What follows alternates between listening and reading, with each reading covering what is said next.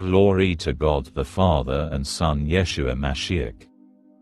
Genesis chapter 30. When Rachel saw that she was not bearing children for Yaakov, she envied her sister and said to Yaakov, "Give me children, or I will die." This made Yaakov angry at Rachel. He answered, "Am I in God's place? He's the one who is denying you children." She said, "Here is my maid Bilhah. Go, sleep with her, and let her give birth to a child that will be laid on my knees, so that through her I too can build a family." So she gave him Bilhah her slave girl as his wife, and Yaakov went in and slept with her. Bilhah conceived and bore Yaakov a son. Rachel said, "God has judged in my favor. Indeed, he has heard me and given me a son." Therefore she called him Dan, he judged. Bilhah, Rachel's slave girl, conceived again and bore Yaakov a second son. Rachel said, "I have wrestled mightily with my sister and won, and called him Naphtali, my wrestling." When Leah saw that she had stopped having children, she took Zilpah her slave girl and gave her to Yaakov as his wife. Zilpah, Leah's slave girl, bore Yaakov a son. And Leah said, "Good fortune has come," calling him Gad, good fortune.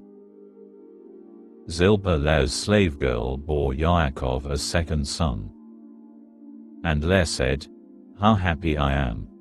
Women will say I am happy," and called him Asher, happy. IV. During the wheat harvest season, Reuben went and found mandrakes in the field and brought them to his mother Leah.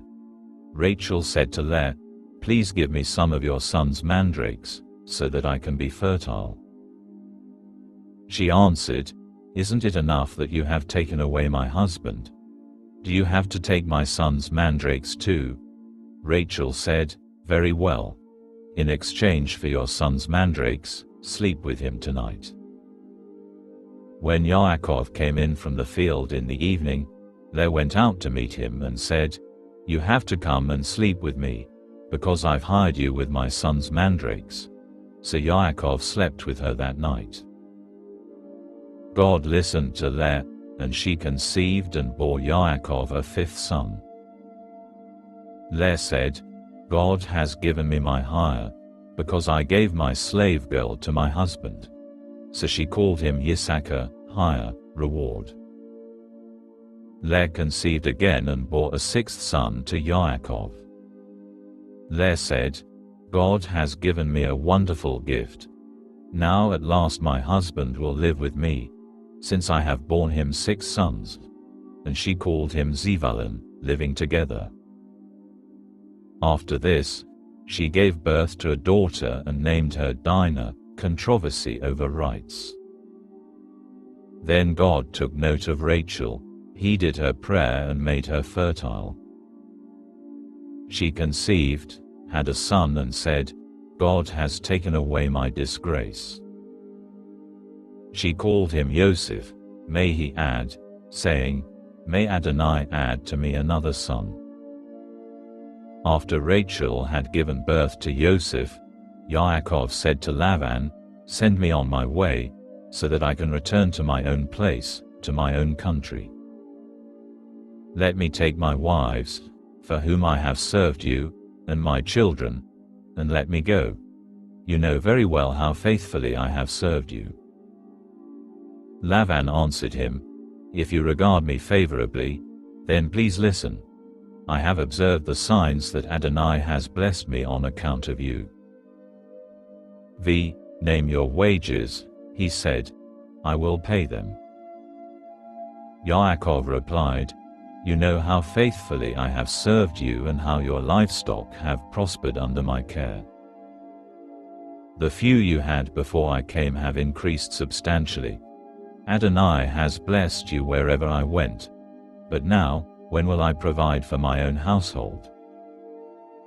Lavan said, "What should I give you?"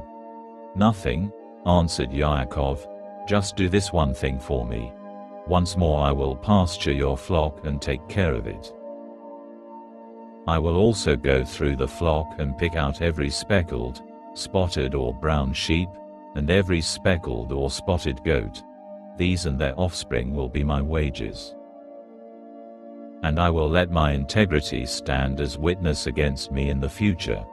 When you come to look over the animals constituting my wages, every goat that isn't speckled or spotted and every sheep that isn't brown will count as stolen by me." Laban replied, "As you have said, so be it." That day Laban removed the male goats that were streaked or spotted and all the female goats that were speckled or spotted, every one with white on it, and all the brown sheep, turned them over to his sons, and put 3 days' distance between himself and Yaakov. Yaakov fed the rest of Laban's flocks. Yaakov took fresh cut branches from poplar, almond and plane trees and made white streaks on them by peeling off the bark. Then he set the rods he had peeled upright in the watering troughs, so that the animals would see them when they came to drink, and since they bred when they came to drink. The animals mated in sight of the rods and gave birth to streaked, speckled and spotted young. Yaakov divided the lambs and had the animals mate with the streaked and the brown in the flock of Laban. He also kept his own livestock separate and did not have them mix with Laban's flock. Whenever the hardier animals came into heat, Yaakov would set up the rods in the watering troughs, so that the animals would see them and conceive in front of them. But he didn't set up the rods in front of the weaker animals.